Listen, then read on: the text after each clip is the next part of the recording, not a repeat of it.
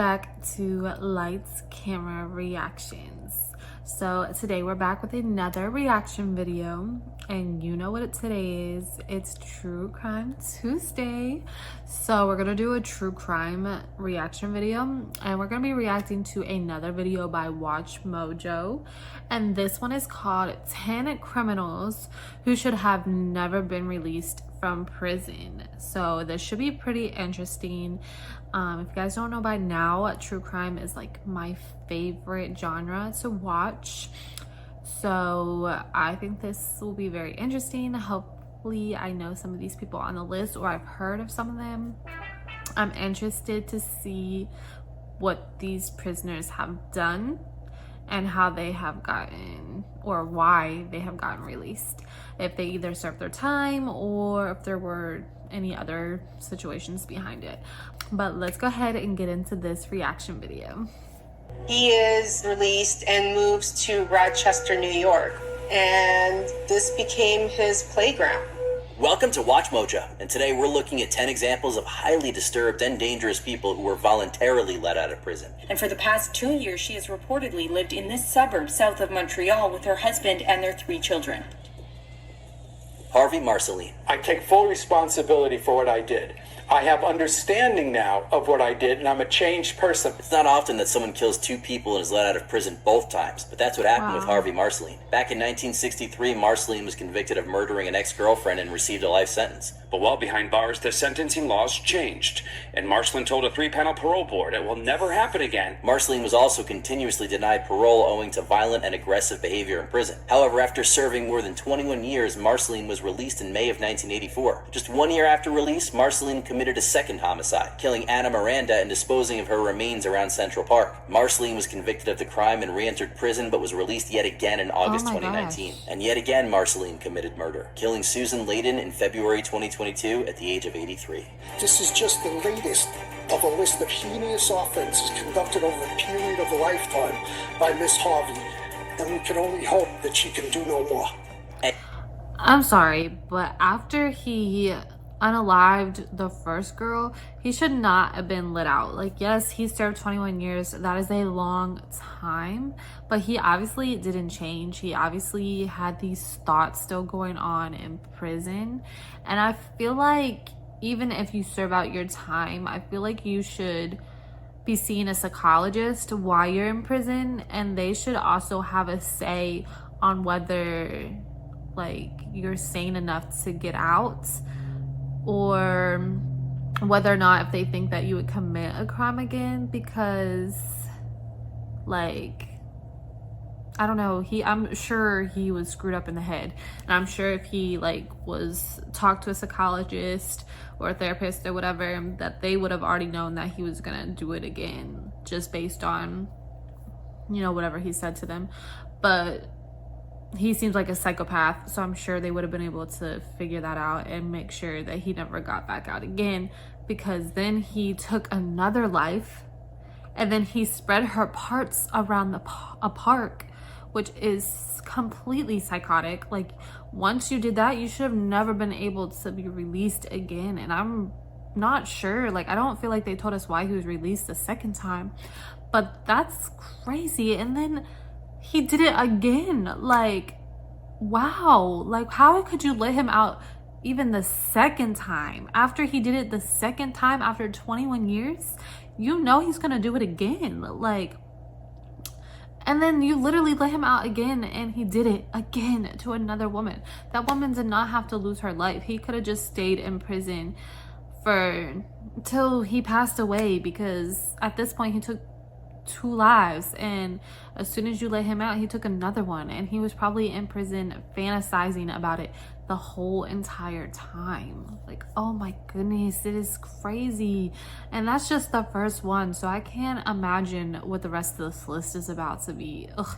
And as you can see, my eyes are watering a little bit. I'm a crier. So these cases and these things get to me, so ignore my tears. Edmund Kemper. Saying I'd wanted to kill my mother since I was 8 years old, and I'm not proud of that. Even as a young man, Ed Kemper was I very remember disturbed. him. Following a difficult upbringing with his mother, Kemper was sent to live with his grandparents on their California ranch. However, his mistreatment continued under them, festering further resentment. On August 27, 1964, that resentment exploded, and Kemper murdered both of his grandparents. It started coming to a head again, so I went back down. I ran away back down there. And then a month later, I'm up living with my grandparents in the mountains, and 10 months later, I murdered them. Being just Quick side note, I have done 2 videos about serial killers, like going down a list of them, and he was on one of the lists, and I think I went into a little bit more about his case on that list. So if you're interested, I will leave both of those links down below in the description box for you guys to check out if you're interested, or if you haven't seen it already. 15 years old, he was diagnosed with paranoid schizophrenia and placed inside the maximum security Atascadero State Hospital. While not a traditional prison, Kemper remained inside until his 21st birthday in 1969. Against the advice of the hospital psychologists, Kemper was released on parole and into the care of his mother. He would later murder his mother along with 7 others in his famous crime spree of the 1970s. She said for 7 years, she said, I haven't had sex with a man because of you, my murderous son.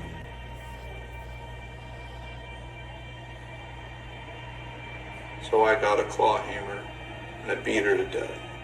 Raymond Eugene Brown. 14-year-old Raymond Eugene Brown wanted some... That's another crazy one. Like 7 people after, even though the psychologist told you that he shouldn't be out, after he already took 2 other lives, like he took the lives of his grandparents. So he already committed 2 crimes and killed 2 of his 2 people, you know, his grandparents. And then a psychologist told you guys, don't let him loose. Don't let him out. He's a psychopath. He will kill again. And what did you guys do? You let him out, and he killed his mother and 7 other people. Like, come on now.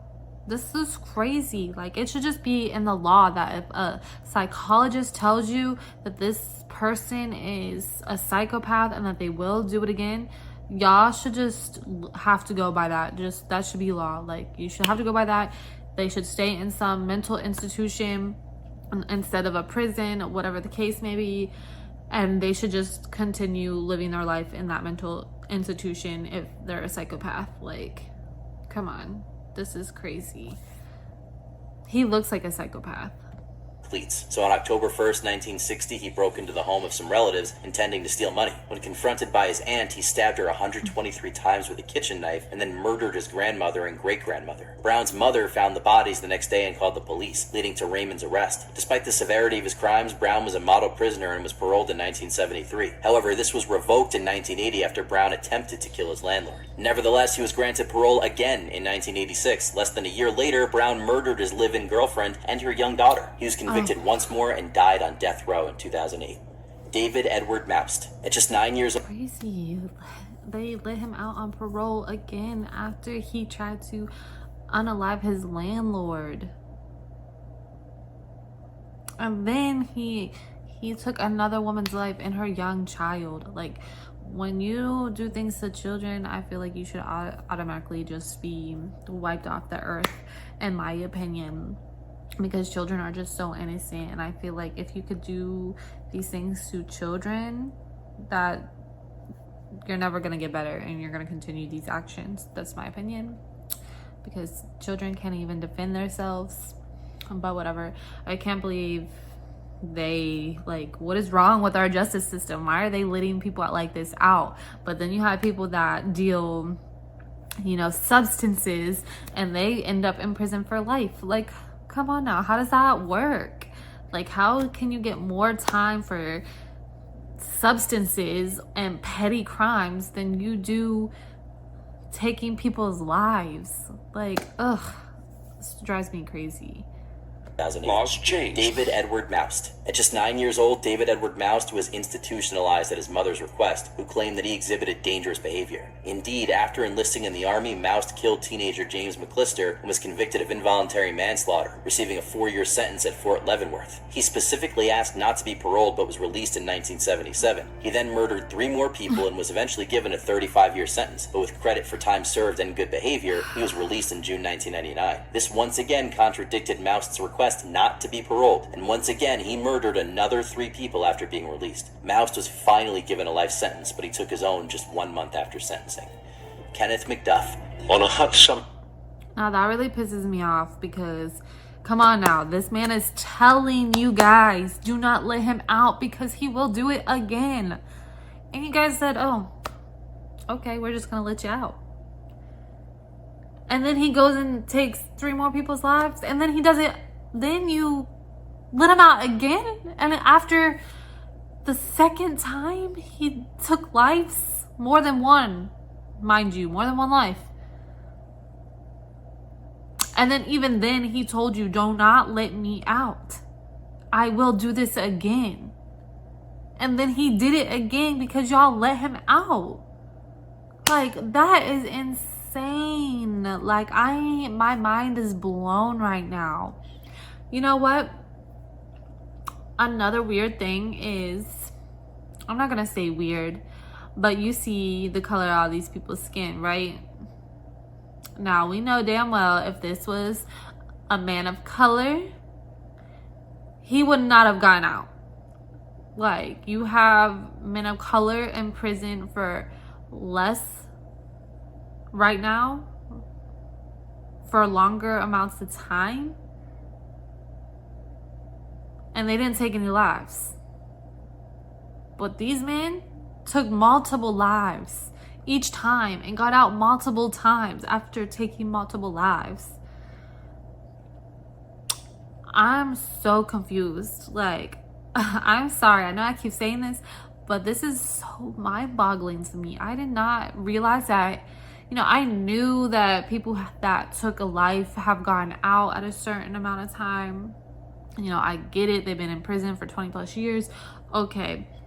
But when you have people that are like this, that have taken two lives or more, and you still let them out, no, I think if you take more than one life, you should be in prison for life. I think things have changed over the years.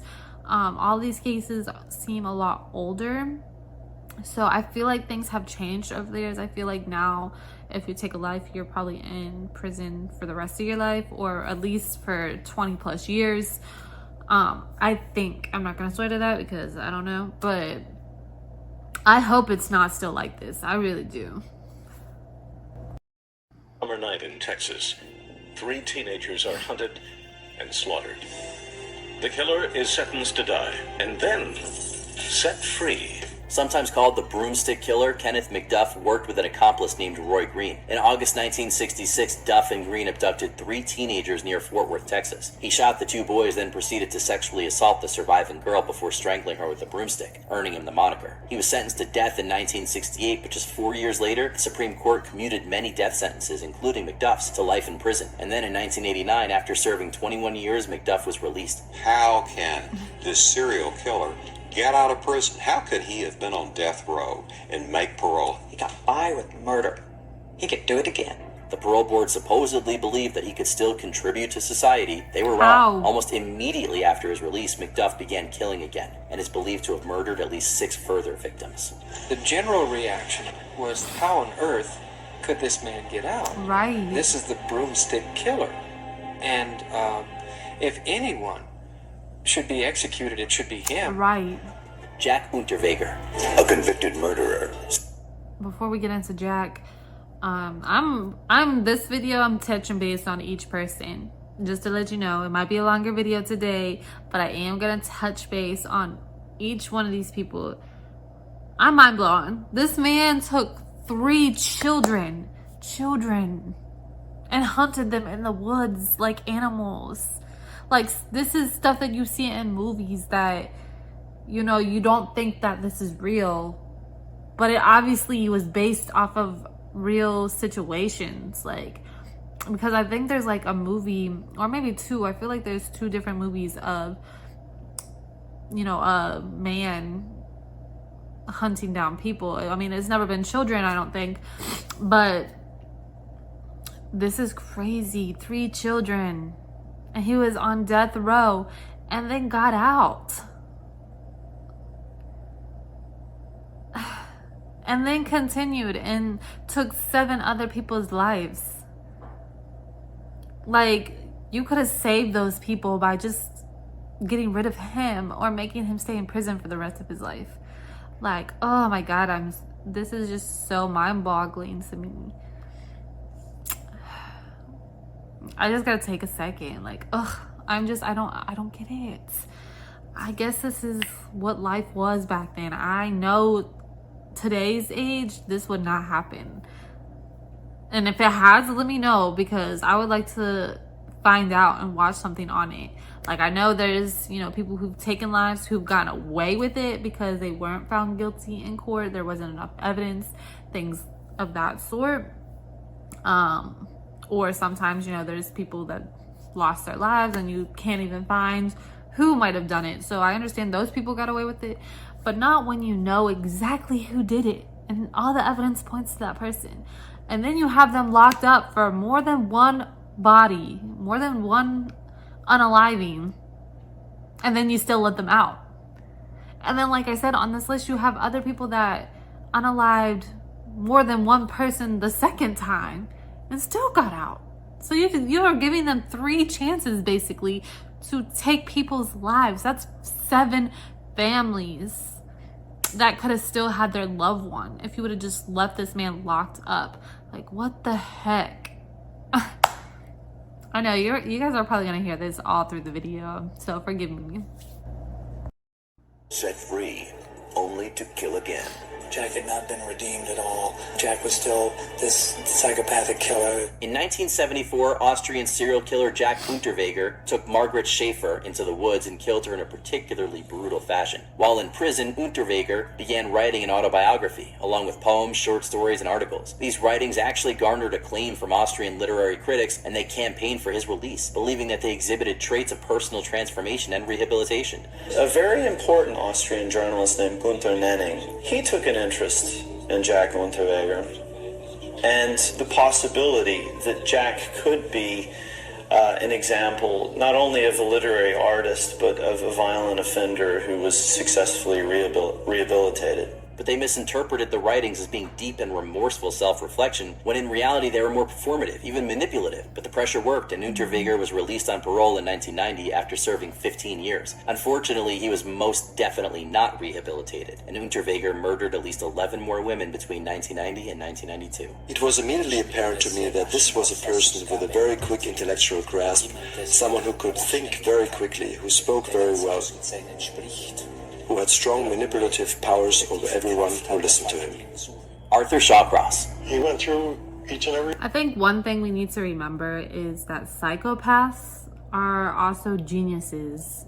I don't know if you guys know that, but it has been a proven fact that the majority of psychopaths are brilliant and they're geniuses, and they are also very manipulative, and probably the best manipulators ever. Like, that they can come off sweet, they can come off nice, you think they're the sweetest, nicest person ever, but that's just a manipulation tactic to lure you in so you don't see what's behind that evil mask. That's pretty crazy that he wrote a book too. Every one of them.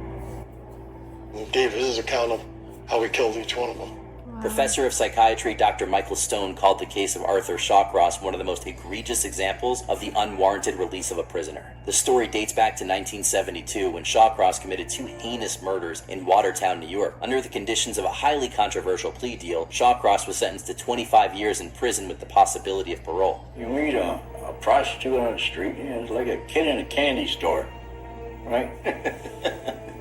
Said parole occurred just 14 years later when Shawcross was released in 1987. Following his release, Shawcross settled in Rochester and began a new killing spree within a year. Between 1988 and 89, Shawcross murdered at least 12 more women. He was eventually caught and sent back to prison, where he died from cardiac arrest in 2008. After I admitted to the 11, he was like a big weight fellow. Yeah, then one detective asked me, if you had to do it over again, what would you do? I said, I'd put them all in one hole and you'd never find them. Karla Homolka. I do know, however, that women and men are equal. That's crazy. He took a lot of lives. That's insane. And he, as you can see, he has no remorse for it either at all. I'm kind of feeling like, I don't know if you guys know this, is he like the Green River Killer? I feel like they would have said that, but it sounds like kind of the same. Like they said, you know, prostitutes and by the water. So I don't know, is he the Green River Killer? I don't know, they probably would have told us that, but that kind of sounds the same. But I don't think, if I remember correctly, I don't think they caught the Green River Killer until he already took all those lives. But I don't know. It's crazy that he was a serial killer before prison and then they let him out and he was still a serial killer. I mean, I don't think once you're still a serial killer, I don't think there's no redemption. I don't think you're ever going to change, because there's obviously a chemical imbalance in your head, and I don't think there's no redemption for that. I really don't. And just like people who do things to kids, like I don't think there's redemption for them either. But let's check out this next one. It looks like it's about to be interesting because it's a woman, and you don't see women on the list too much, especially when it comes to being, you know, taking lives. You don't see too many women, well, serial killer women. I know this isn't a serial killer list, but she must have done some horrible crimes to be next. Like I said, you usually don't see women too often. So let's check out what she did. Equally capable of doing evil and doing wrong, and that in this particular instance, I'm not so certain that that fact was appreciated. Working with her then husband, Paul Bernardo, Karla Homolka committed 3 murders in the early 1990s. 2 victims were kidnapped off the street and murdered. The third was Karla's own sister, Tammy, who they drugged and sexually assaulted. She should have been out of that. It was too much. Don't worry, it's not gonna hurt her. Tammy ultimately died by choking on her own vomit. Homolka then entered one of the most controversial plea deals in criminal history, dubbed the deal with the devil by the Canadian press. She effectively fooled prosecutors, making them believe that Bernardo was the driving force behind the crimes and that she was an unwilling participant. As a result, Homolka was convicted of manslaughter and sentenced to only 12 years in prison. She was released in 2005 and has lived free ever since. When Homolka was released, she had served her full sentence. She was free to start a new life and choose where she wanted to live. Or not, she has the right to live her life like any other person without being subject to threats and harassment. Leslie Van Houten. Susan Atkins. I don't know about that one. Leslie Van Houten. Case number A-253156, Department 104. We, the jury, in the above entitled action, find the defendant, Charles Manson, guilty of the crime of murder of Abigail Folger in violation of Section 187, Penal Code of California, a felony as charged in count 1 of the indictment, and we further find it to be murder of the first degree. One of the most famous members of the Manson family, Leslie Van Houten was convicted for her role in the LaBianca murders, which occurred just 1 day after the infamous Tate killings. She was originally sentenced to death, but this was later commuted to life in prison after the California Supreme Court invalidated the state's death penalty. She then served over 50 years in prison, her parole being repeatedly denied. The 73-year-old had been serving a life sentence after she was convicted for the gruesome killings of Lino and Rosemary LaBianca in 1969. Her parole request had been rejected 5 other times amid family members' outrage at the possibility she could walk free. That is until 2023. An appeals court argued that Van Houten was no longer a danger to society and she was released on parole at the age of 73. Her release sparked a range of reactions, from supporters who argued about the virtues of reform to opponents who were left in disbelief at her release. I really do not believe that anyone who kills 2 people, and especially having in such a brutal manner, was stunned. I covered Pedro as well in my my other video. This man is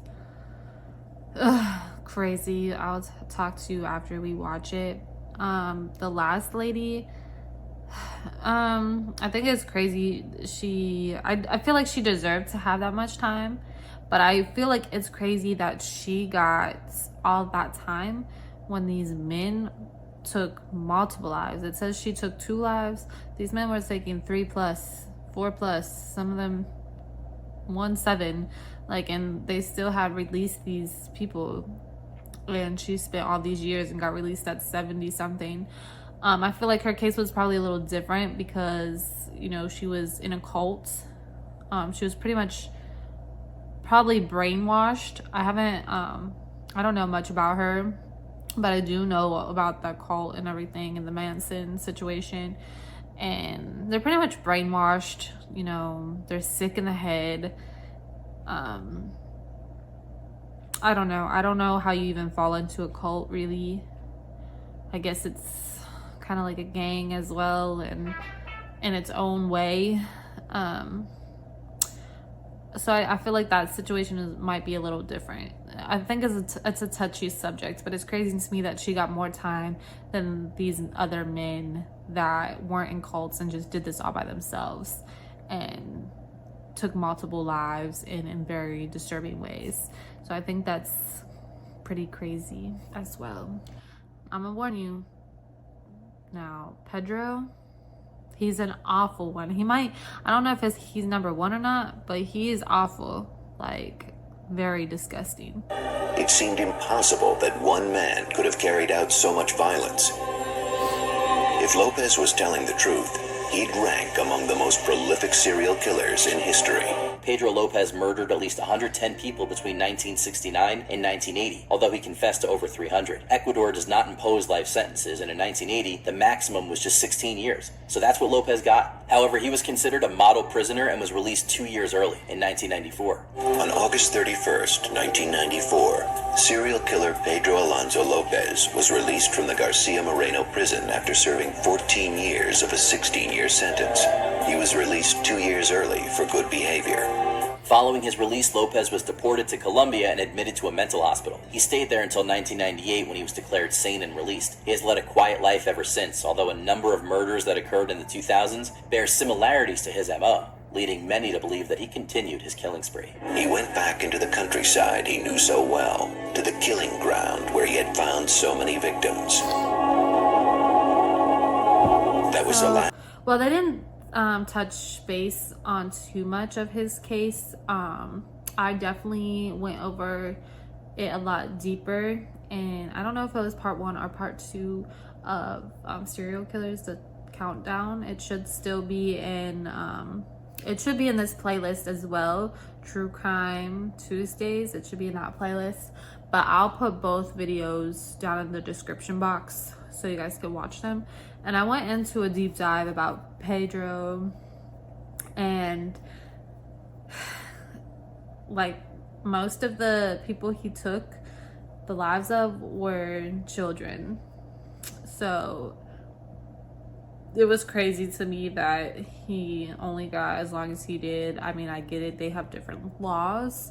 I'm sure it's probably different now, you know, this time, state and age. I'm sure it's different, but I don't know, this list was crazy. It had me kind of emotional and upset because I don't even understand how people could do these things, and then everybody on this list have done it more than one time, and they got to go out and be free and was able to do it again. And then some of them even went back to jail and got back out of prison and did it again. Like, they had 3 opportunities. So that's so wild to me. And like I said, I feel like all these cases are older. I don't think this would have happened anymore in this day and age. I think like almost one and you're done for the most part. I think from what I've seen from watching true crime, it's almost like you take the life of one person, depending on how you do it, how gruesome it is and whatnot, you do get a good bit of time. I would say more than 20 to life almost. So in this day and time, if you took more than one life, I feel like you're donezo, like you're in prison for the rest of your life. But that's just my opinion. I don't know if there's any other cases where this has happened, where, you know, recent, where someone has gotten let off and then did it again, and then they went to prison and got released again. I don't think that happens anymore. I don't think they get the chance to do it 3 times. I don't. But I don't know. What do you guys think? How'd you feel about this video? Is there any cases that you would like me to cover, or any videos you would like me to react to? Let me know down in the comment section and I will get on that as soon as possible. I do have a couple things for Funny Friday that I have to watch that people recommended, so I'm gonna get on that as well. But this was kind of a sad video for me. It was very sad just knowing that this could happen. If you guys enjoyed this video, make sure you like, subscribe, and hit that notification bell. And I'll see you guys next time.